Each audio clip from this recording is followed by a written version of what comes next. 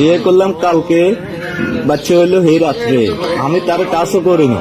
কিন্তু এটা কি কোনোদিন সম্ভব যে বাসর রাতে বাচ্চা হয়? এটা তো আমার रे बाबा उठा ले, मेरे को नहीं रे, इन दोनों को उठा ले।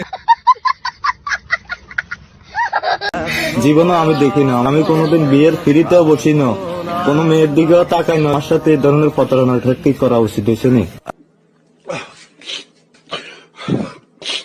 আজ আমি সবার আলো, আমি শূন্যতায় ভেসে হাহাকার দেখি।